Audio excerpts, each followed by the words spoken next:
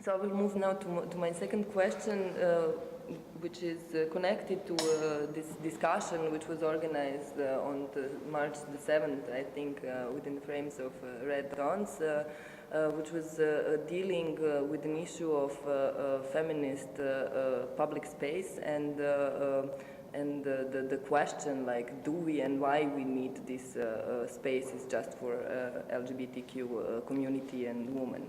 And feminists. Yeah, and feminists. And I mean, you moderated together with Lydia Radovic this discussion, and maybe you can tell us something about your intentions and what happened on the spot. The title was meant a bit as it was in a question mark form, like as a question, why do we need women only, feminist only, LGBTIQ only places, spaces, public spaces? And not so much because we would doubt as organizers of this event that we need them, but more as a provocation for the community itself that exists here in Ljubljana, because it seems that a lot of groups, including Red Dawns, Rdeče Zore, we only articulated the reasons why we do this when we were faced with opposition. And because it seemed self-evident why we do it.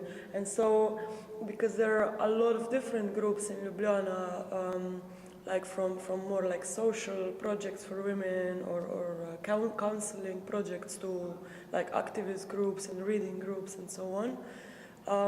We wanted to get all these people together, so just to hear each other's positions, where do they come from politically.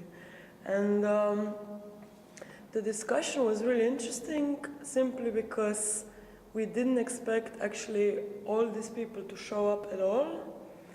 And it turned out to be amazing in the sense of emotional support it gave to everyone and intellectual exchange also, but I didn't expect it that the emotional gain or aspect would be so strong as it turned out to be, which when we talked about it afterwards with Lydia, we figured it's because such an event hasn't happened before. We don't really have regular meetings between groups who each is doing their own thing and they do it well, but we're also preoccupied with our little garden, so to speak, that we rarely have time to sit down together and maybe coordinate an action, So this seemed like a very good starting point, this debate, introduction to maybe continue organizing meetings for different groups who have very different standpoints and different points of interest within feminist or lesbian or queer politics or gay politics also, but still need to join forces, if no earlier, when there is an outside threat, usually that's the point where you do start collaborating, if not earlier. And maybe just the reason why we felt this debate was necessary was because it happens a lot here in Ljubljana. I won't say Slovenia, because really everything it's kind of centralized, everything seems to be happening in Ljubljana. Every time you do a women-only event or a lesbian-only event or whatever, in the sense, trans-only event, there is huge opposition. People are very upset about it, and you get accused of separatism, of closing yourself in, of reverse discrimination, of reverse sexism, if anything like that exists, And so we felt it would be nice to articulate this also for the wider public, but the essence was that we do this for ourselves. And it was a very interesting experience, yeah. But can you tell us, for you, why do you think that the feminist public sphere of this, feminist or queer LGBTQ space is needed? Usually I always just quote Nancy Fraser, because she said it much better than I can. But no, I mean, my position when somebody asks me, and especially if it's someone who is not into feminist theory and not used to this vocabulary, let's say, or sociological vocabulary or politological, I just say, look, you know, if a group of people feels the need to self-organize and close the doors in the sense that they wanna, that they feel safer that way or that they feel more relaxed that way, there is nobody in the world who can tell them they cannot do it. Like, it's their right and you just have to respect it, and end of discussion. Like, I mean, this is like, maybe not very open position, but I mean, I really believe this. And but in terms of like feminist political theory, you could say that specific publics, or Nancy Fraser says counter publics, have at least like two functions, and one could be interior for the group itself and the other is exterior for the wider public space. And the interior is basically how to say, a way for people who are not politically or activists, like they don't have this experience, to meet and to start discussing the things that bother them in an environment where they know or they can expect they will not be ostracized or ridiculed just because they are not able to articulate the problem well. And she says it's really important to have these spaces so that you learn to say, to define what actually is the problem that bothers you, and then also to develop strategies how to deal with it as a group. And of course, there's always, you know, there's power in collectives. I mean, it's much, it's not even comparable to like individual struggle, I would say, you know. And so she says this is the interior for the inside group. This is the point, you know, just to find people who either share like similar social position, have similar problems or similar political views. Second, articulate what the problem is and what you want to work on politically, and then only comes the exterior, which is like reach out to wider public and start agitating for change. So something like that. But maybe you can tell us something more, like in practical sense. How was this realized in the by the Red Dawns Festival? How did you like manage to negotiate all of this, like different things, and maybe start or did, or what was the effects of your work? I think it's quite telling if you, let's say, if we say that when the first group of women decided to organize this festival here in Metelkova in 2000, they say they did it because women were doing a lot of work here in Metelkova, both like organizational, creative, political struggle against like the constant threat of demolishing the place and so on. But they say that first of all, they did like in traditional sphere, you know, even this was a very politically progressive community, they still did a lot of invisible work, unrecognized work, and so on, and felt that if they do not connect, it's going to stay that way. So they said they wanted to do this just to get to know each other, to get to know each other's work, and also to show it, what they do to other people, you know.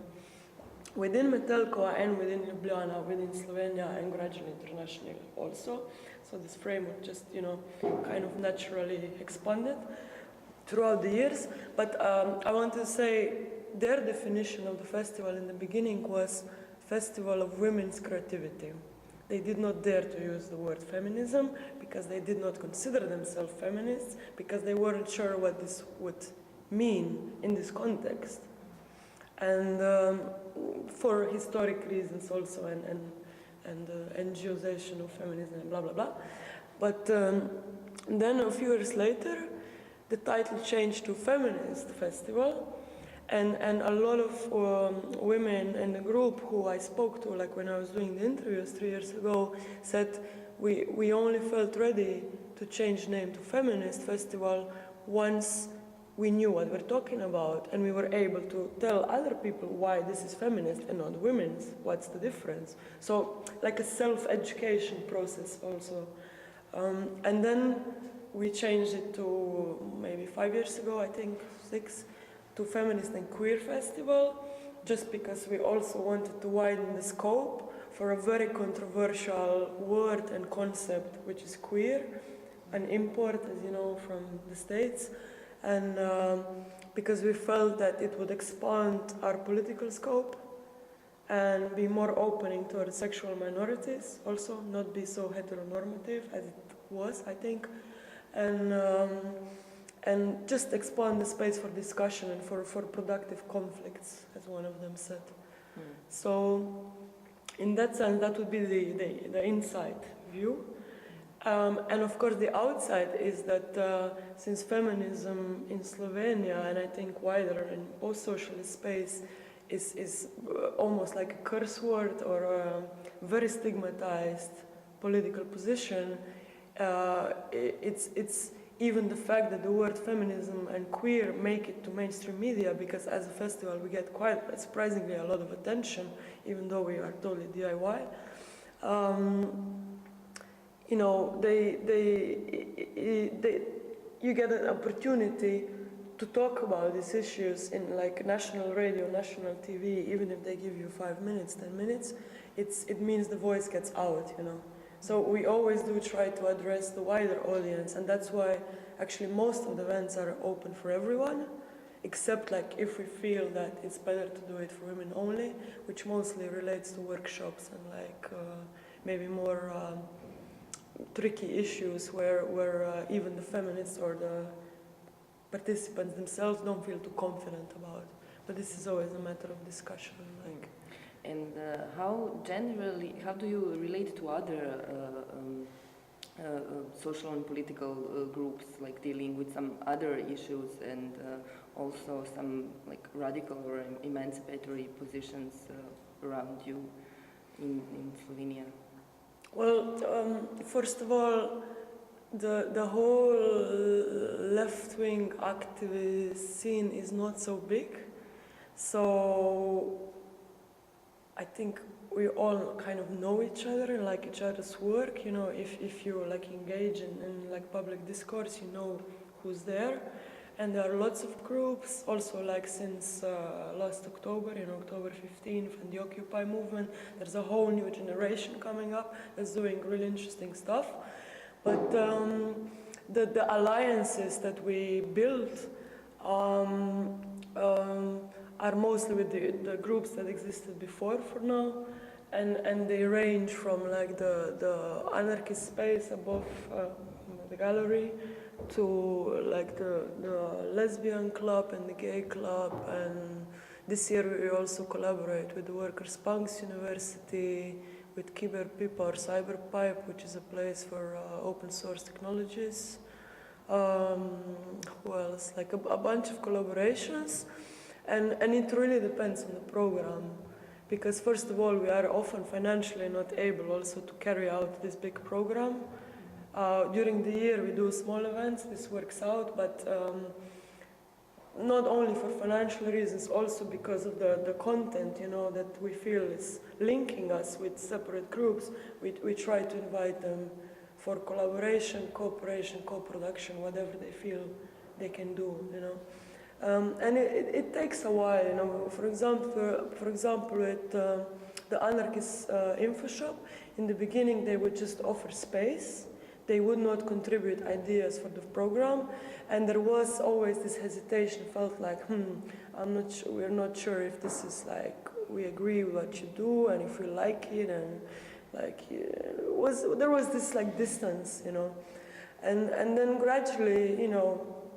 We had conflicts and we had to talk about stuff, and it turned out we are not on such separate planets as we might have thought in the beginning. And so gradually also the collective itself proposed program items. And now it's like it's a good collaboration, I think, by now. But these things take time.